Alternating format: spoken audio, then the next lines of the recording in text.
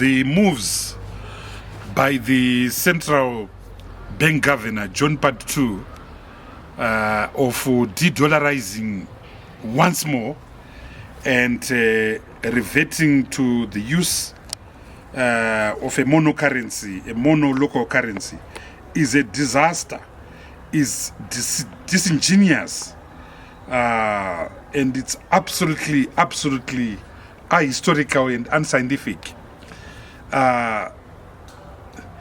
The fact of the matter is that we don't have material conditions that can justify the reintroduction of a local currency. The fact of the matter is that it is impossible, given our history, to reintroduce a local currency and make it a standalone currency. The people of Zimbabwe vandalized and abused by their own currencies.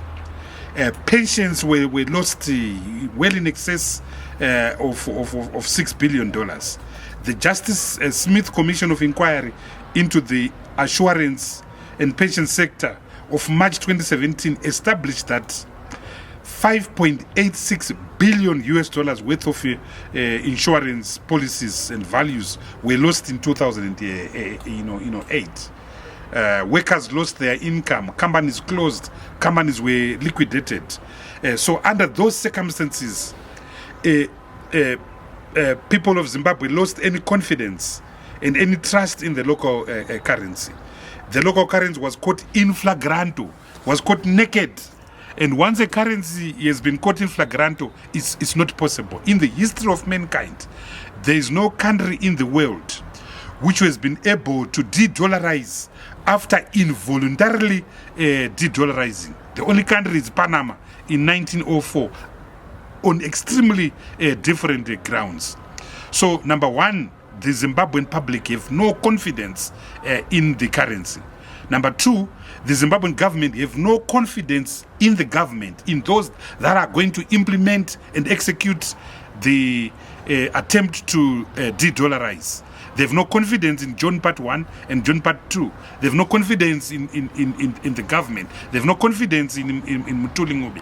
Remember, they tried to do this in 2019.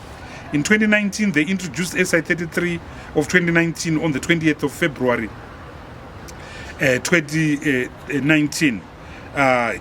In June of 2019, they introduced the SI 142 of 2019, which made the RTGS the sole currency in Zimbabwe. They introduced later that year Structural Instrument 212 of 2019. It didn't work. It won't work. The local currency won't work because there's no confidence. Secondly, you also need the requisite macroeconomic environment to sustain a currency. We don't have microeconomic equilibrium in this country. We don't have microeconomic hygiene in this country. We have a government that can't live within its means. We've got a government that is surviving on an expansionary fiscal policy. And when you put money in an economy, too much money chasing too few goods, you have hyperinflation. When you have hyperinflation, you don't have conditions for the introduction of a currency.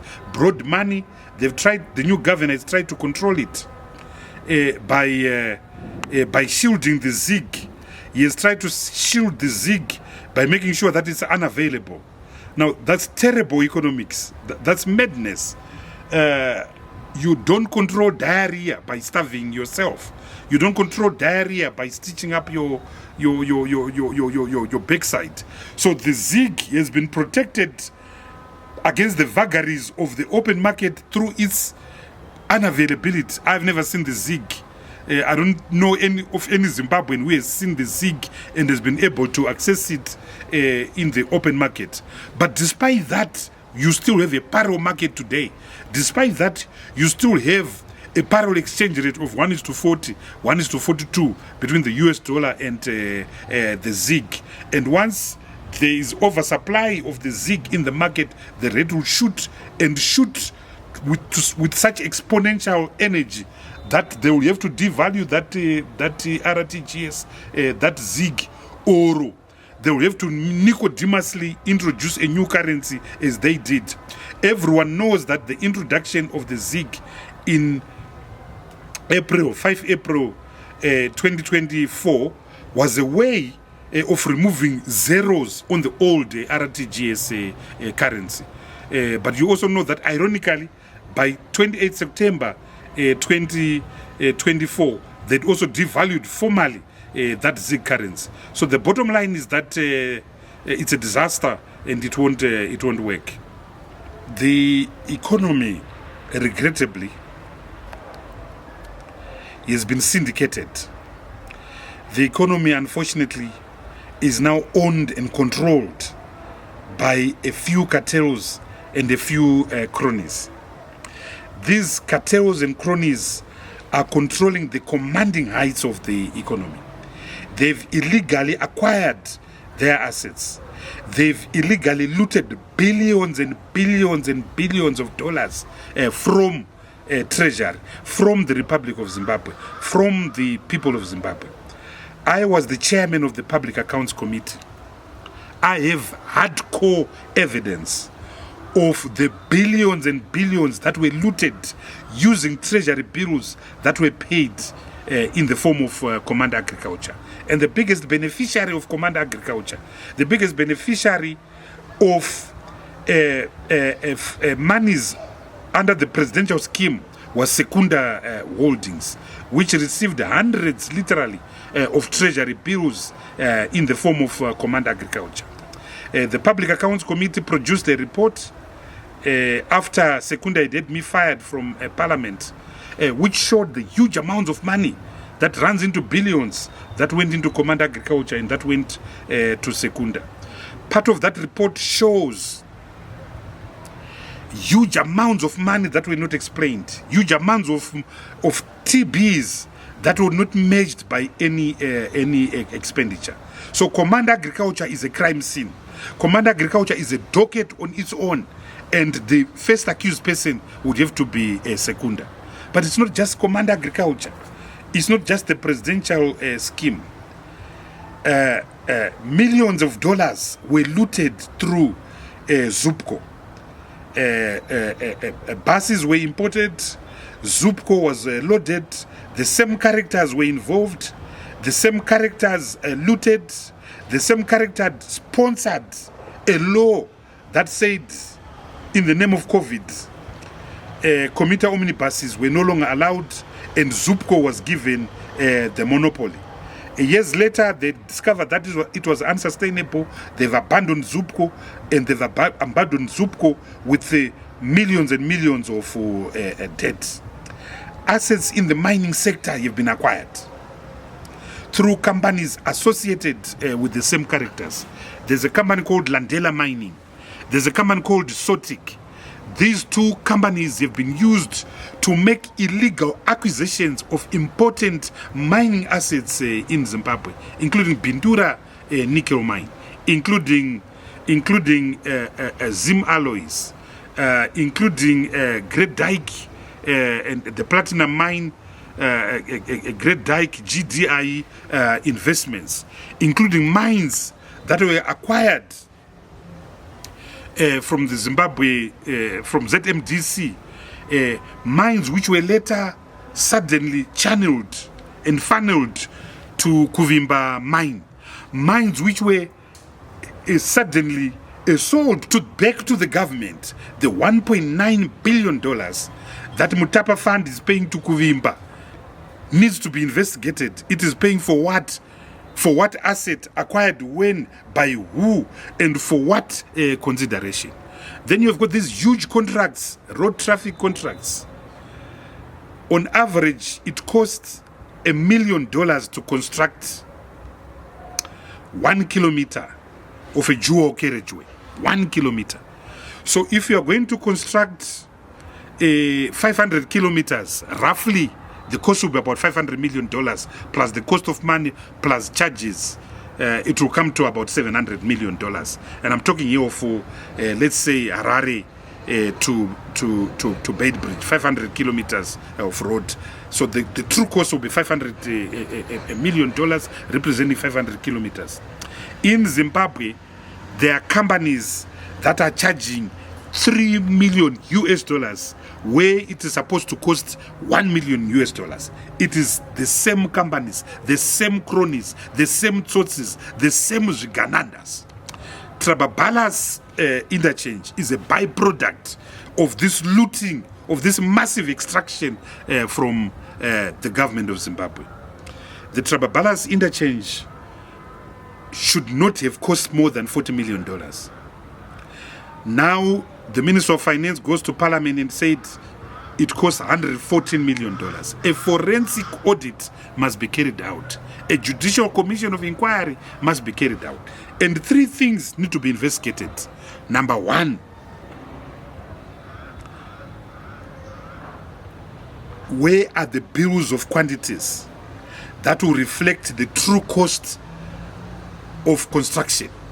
So the true cost of construction need to be verified and established by an independent process that will produce separate and independent bills of quantities. Number 2, was the Public Procurement Act complied with? In other words, on what basis was the contract given to Fossil and the Tagwirei consortium that was responsible for the construction? Number 3, what was the true expenditure that was actually incurred? What was the true expenditure that was actually incurred? So a forensic audit must look at the certificates of payment and see whether they match with the work done. Number 4, and most critically, what were the sources of funding? There is evidence, because we saw a government gazette that establishes that there was a loan provided by the contractor of around $80 million. But there's also an evidence that SDRs, special drawing rights, were also used by the government. There's also evidence that treasury resources and treasury TBs were also used to pay this. So there's a clear prima facie case of double or treble financing of the Trababala's interchange. So in order to put the issue to rest, there must be a forensic examination of these 4 issues that I've raised. The bills of quantities, what was the true cost? The tendering process, was the law complied with? The actual cost, what was the actual cost? You measure the work and the certificates paid. Lastly, the funding and the sources of funding and the legalities around funding. And by the way, this same process must also apply to the construction of the patches of the Harare Bulawayo Road, Harare Bait Bridge Road that they've done, and you'll be shocked by what you will find there. Speaking of treasury bills, you will recall that in January of 2019, around the 19th of January 2019, a treasury bill worth US $360 million was issued to Secunda Holdings, to Kuda Tagwirei. Up to now, no one knows why that treasury bill was given. That treasury bill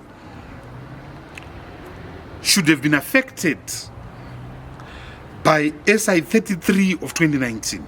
A month later, on the 20th of February 2020, the government of Zimbabwe passed SI 33 of 2019 that said all forms of indebtedness, previous indebtedness, had now been converted to the local currency known as the RTGS dollars on a 1:1 basis. At that time, the government of Zimbabwe owed treasury bills that were worth $12 billion US. So creditors and banks had their hair cut you were the holder of 12 billion US dollars, suddenly you were owing nothing. You were owed nothing because the money had been unconstitutionally appropriated into RTGS dollar. But because Secunda is Secunda, Tagwirei is Tagwirei, his US 360 million treasury bill was not converted to US dollars in February of 2019. He then injected this treasury bill into the local market in June and July of 2019, causing the local currency to literally collapse. The Reserve Bank was forced to act. Briefly, his accounts were frozen, but the net result was that suddenly 360 million US dollars was flooded on the local market and the local currency collapsed. Any watcher of the economy, including the IMF, were frightened by that development. So if you have got this individual, this powerful cartel that can destroy the currency within a single day, then the country can be held ransom at any time. Which is why it is crazy to think that this criminal actually has ambitions to be the next president of the Republic of Zimbabwe. It can't happen and shouldn't be allowed to happen. I feel pity for Zanu-PF. Zanu-PF is being reduced to a commodity that can be bought by a few trinkets, a few motor vehicles, a few GD6s. What kind of a country have we become? Herbert Wulshech Tepo is standing in his grave. Joshua Nkabukongomo is standing in his grave. Dumiso Dabengwa is standing in his grave. The thousands of liberators that died in Chimoyo, Nyadzonya are standing in their graves. For if they knew that the country and their political party was open to the highest bidder, they wouldn't have gone to war. They wouldn't have gone to war. So it's a shame. Shame on Zanu-PF. Shame on Zanu-PF. Shame on everyone in Zanu-PF that you allow yourself to be reduced to a commodity with use value and exchange value. Which brings me to the attempts to amend the constitution. You cannot amend the constitution to remove two limits without two referendums. One to actually deal with the term limits that are provided for in terms of Section 328. And the second referendum to make sure that when the amendments are made, they benefit you. So Zanu-PF can't make these amendments without these two referendums. Fortunately, the majority of people in Zanu-PF, as a matter of fact, are opposed to this amendment. Fortunately, 99% of Zimbabweans are opposed to this amendment. We will fight this. We will defend the Constitution.